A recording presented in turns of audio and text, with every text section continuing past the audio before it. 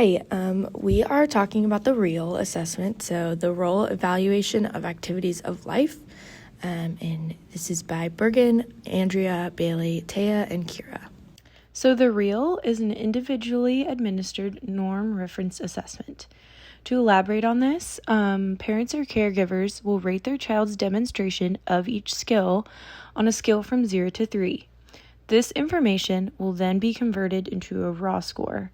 This raw score will then be converted into a standard score, and the standard score will represent how a child's abilities compare to other children in the same age group based off of a normative sample. The purpose of the role evaluation of activities of life, or the REAL assessment, is for healthcare and educational professionals to assess the ability of children to care for themselves at home, school, and in the community. This assessment measures how a child obtains the supplies they need to complete the activity, how they are or are not able to maintain a safe body position while performing the activity, how they sequence all the steps required, and how they problem solve to make appropriate and safe choices during the activity. This is what gives us the raw ADL and IADL scores, which can be converted to standard scores. The age range of population for this assessment is children ages 2 years 0 months to 18 years 11 months, and the population is for pediatrics and pediatric disorders. First, it's important to note that the source of referral will be different based off the setting you're working in. So in a medical setting, this will come from a physician, whereas in a school setting, this often comes from a school counselor, a psychologist, or a special education teacher. First, you will gather some background information about the child before the parent and the child complete the assessment.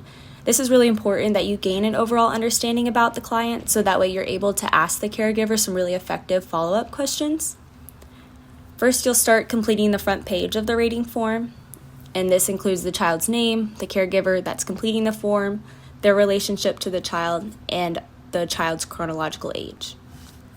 And as your role as an occupational therapist, your job would be to instruct the caregiver where to start on the assessment, what areas or statements are required to be rated, and where they're able to stop.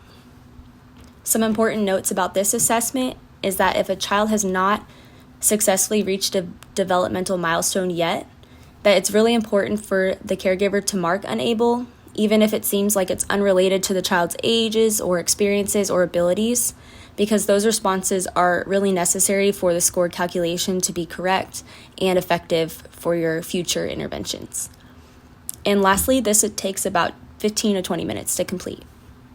The REAL is scored through parents and caregivers rating their child's activities of daily living and instrumental activities of daily living, specifically self-care, home, and community domains.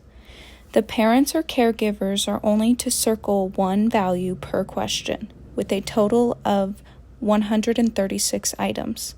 The rating is broken into a scale of 0 to 3. 0 if their child has never done the task before, 1 if their child can do it 25% of the time or 1 out of 4 trials, 2 if their child can do it 50% of the time or 2 out of 4 trials, 3 if their child can complete 75% of the time or able to complete it 100% of the time. After items are rated, the standard score will be determined. So some of the advantages of the REAL is that it first covers a wide range of ADLs and IADLs. It also emphasizes on functional abilities rather than impairments or disabilities.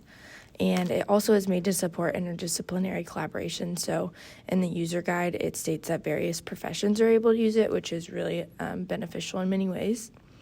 As for disadvantages, there are several areas that are not addressed within this assessment. So that would be like social participation, rest and sleep, leisure, play, and then for older population, that'd be work.